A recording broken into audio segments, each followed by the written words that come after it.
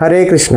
ఎప్పటి వరకు అయితే మనం భగవద్గీతను చదవమో, ధర్మ నియమాల్ని పాటించమో, అప్పటి వరకు మనకి జెంటిల్మెన్ అని అనరు, ఒక మర్యాద వ్యక్తి అన్నారు. ఎందుకు అంటే మనకు ధర్మ నియమాలే తెలియదు కావచ్చు, మన సమాజ దృష్టిలో మంచి పేరు ఉంది కావచ్చు, కానీ శాస్త్ర దృష్టిలో, భగవంతుని యొక్క దృష్టిలో మనము ఒక జంతువుతో సమానము. ఎందుకంటే నియమాలు ఏమీ తెలియదు వాటికి, అదేవిధంగా జీవితం గడిచిపోతుంది. సో చాలామంది కూడా భగవద్గీత చదవకుండానే భగవద్గీతలో ఏముంది, మన జీవితం, ఉన్నతమైన మనిషి జీవితం యొక్క లక్ష్యం ఏంటి, ఈ శరీరంలో ఉన్న ఆత్మ యొక్క ధర్మం ఏమిటి, మనం ఏం చేయాలి, ఈ జన్మ ఉద్దేశించి దేనికోసము, కేవలము సంపాదించి మనం ఒక సెటిల్ అవ్వడమా, లేదు ఈ జన్మలో చక్కగా శాస్త్రాలను చదివి భగవంతుని తెలుసుకొని భగవంతుడి దగ్గరికి, భగవద్ధామమైన వైకుంఠ ధామానికి తిరిగి వెళ్ళడమా. సో చాయిస్ మనదే.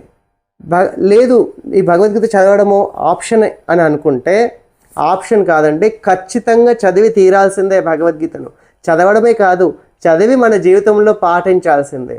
ఇక్కడ ఆప్షన్ లేదు.